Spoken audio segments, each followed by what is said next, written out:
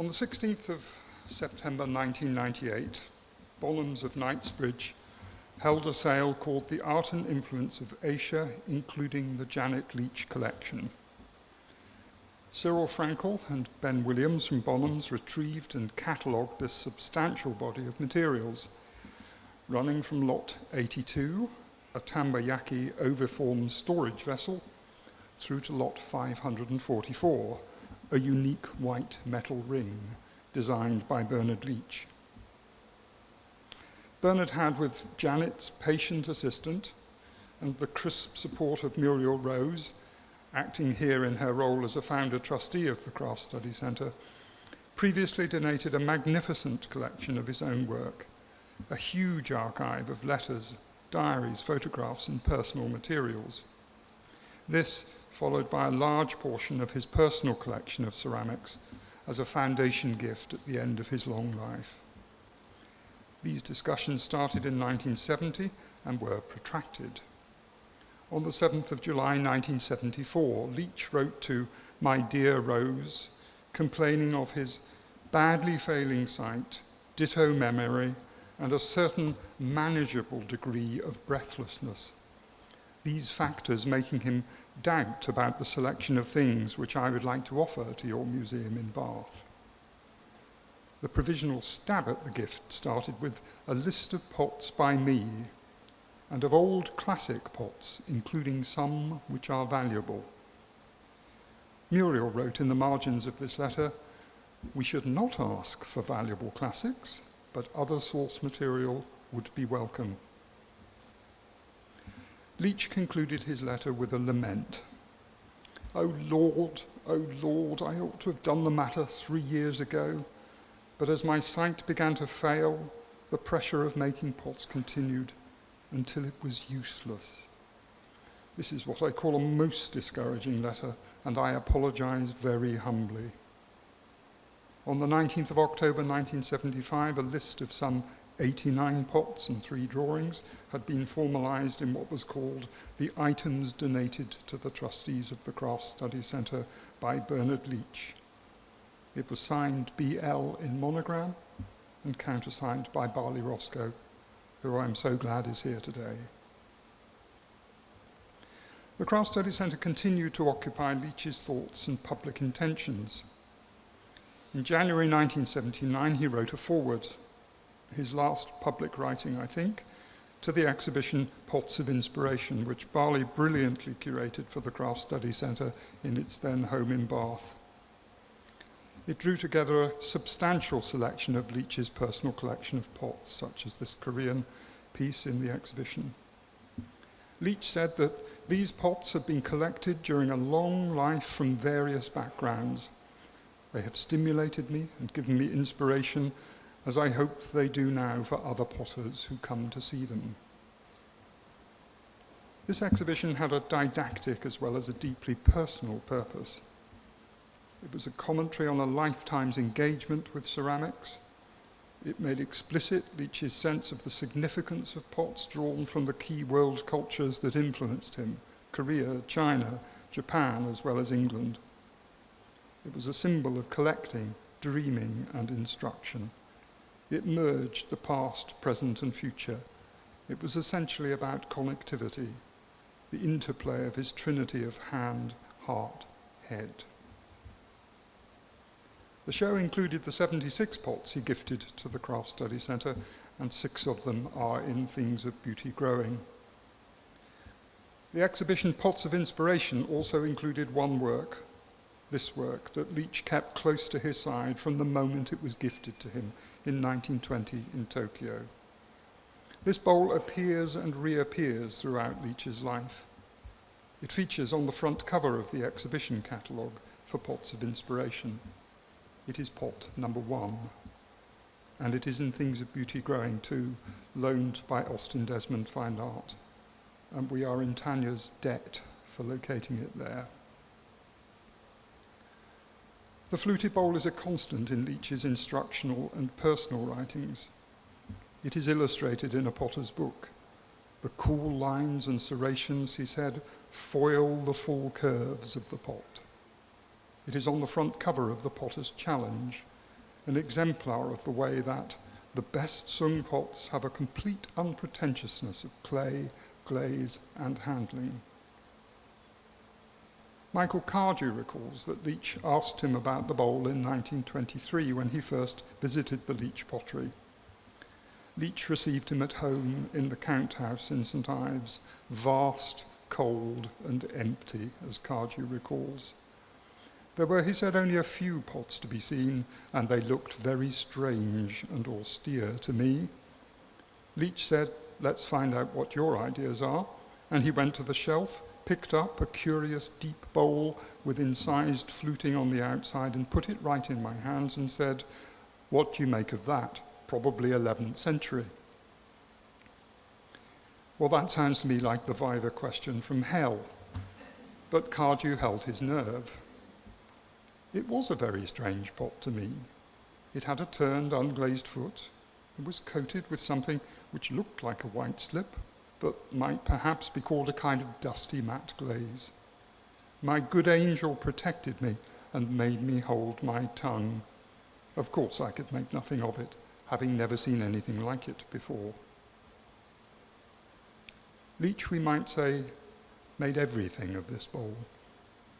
It was his talisman. He kept it close by.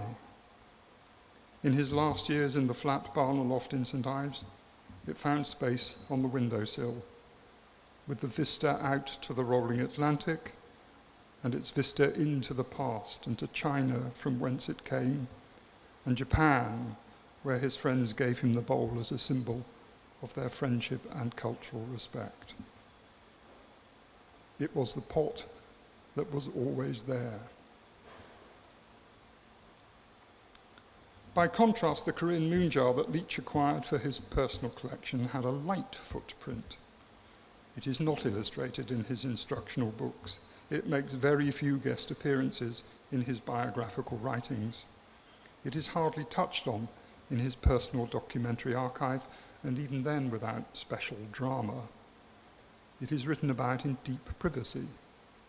It is the most silent and reticent of pots, it seems. Leach describes in Beyond East and West his second trip to Korea in 1935. One free day, a small group of friends took me around the antique shops of Seoul. I wanted to buy some examples of old Korean pottery. We found both large and smaller plain Yi Dynasty pieces. These I have and still use with increasing pleasure to this day. My friends said they would have these things sent to me in England, but amongst my purchases was a very large pickle jar, for which we found a fine iron-bound chest in an antique furniture shop, large enough to protect it within a packing case.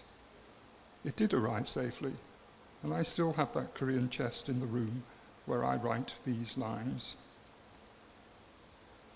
The moon jar is absent in this text, but Leach made another list of the works exported from Seoul to be forwarded to Plymouth for customs examination.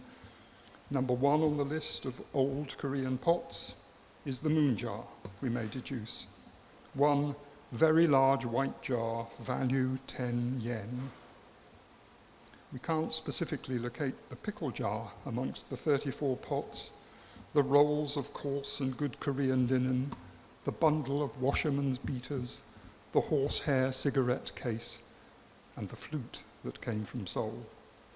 And so Japan Express sent the moon jar on the journey from its homeland.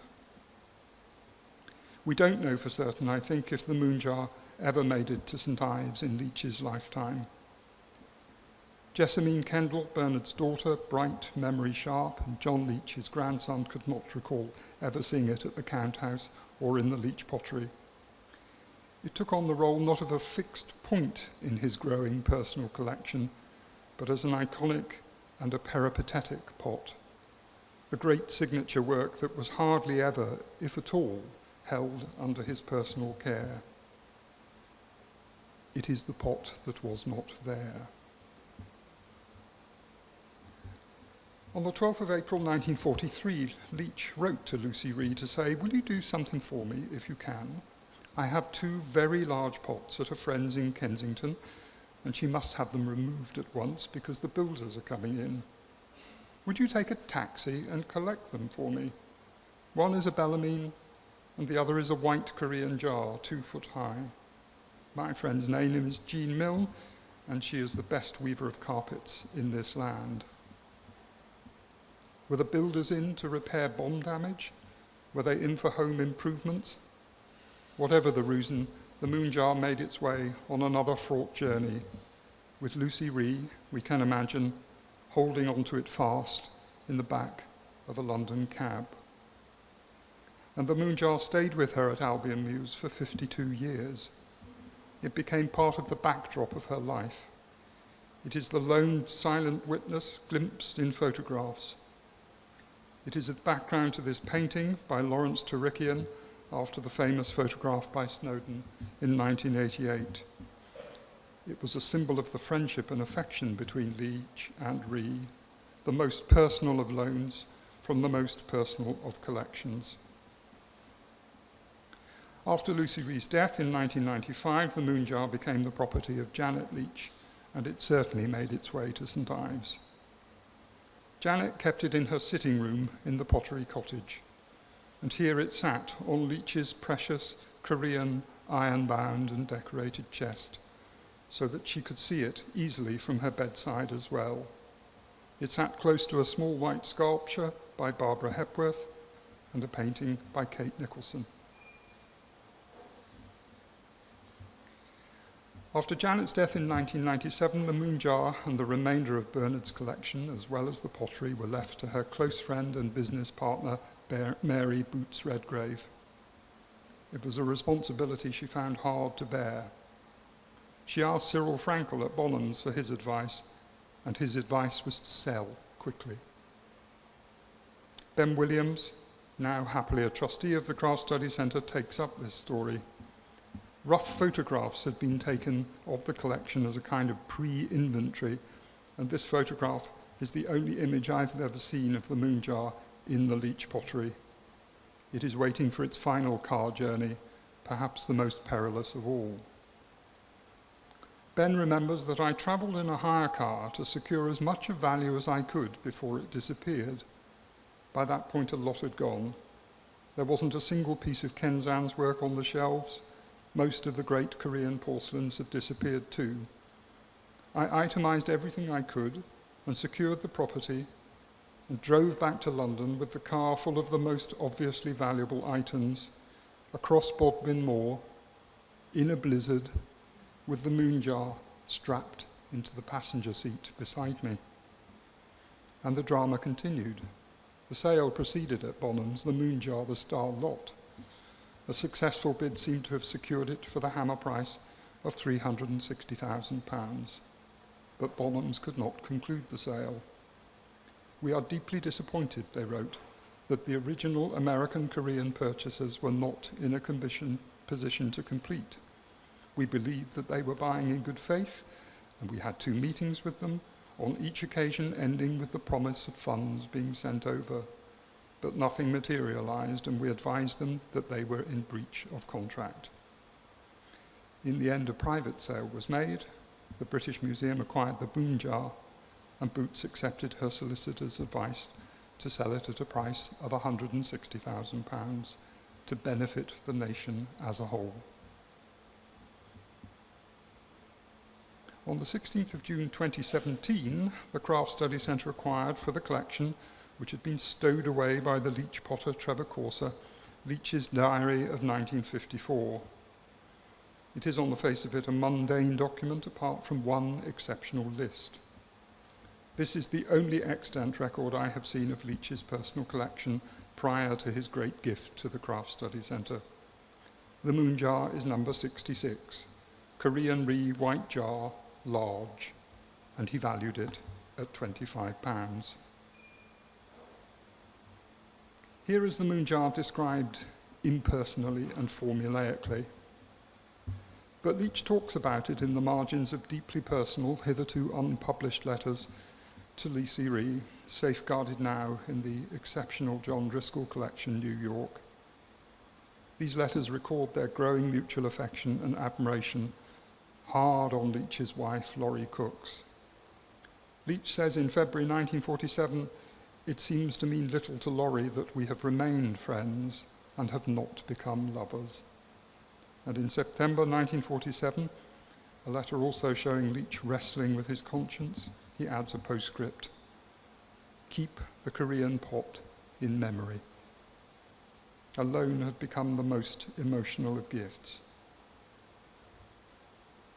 I think the Moonjar meant many things to Leach. It gave a serene expression to his interest in the work of the unknown craftsman. It was a canonical Mingei pot. It was both an unassuming storage container and a symbol of Neo-Confucianist ideas. It had a deep past and a deep emotional present. It is the great pot from his personal collection that was absent from the catalogue. And the Moonjar mattered to Janet Leach, too. Among her personal photographs is this Moonjar, taken on a trip to Japan. And if she took it on that trip with Bernard, then how it might have bound them too. It was not possible for the British Museum to lend the Leach Rhee Moonjar to things at Beauty Growing. Did this matter? Well, in hindsight, I think it did not. But at the time, I was the saddest of the three co-curators on hearing the news. I should have loved to have seen the Moonjar in the same room as his favoured song bowl for the first time ever. In the end, the Moonjar kept its silence and its grave distance, for it is the pot that is not here. Thank you.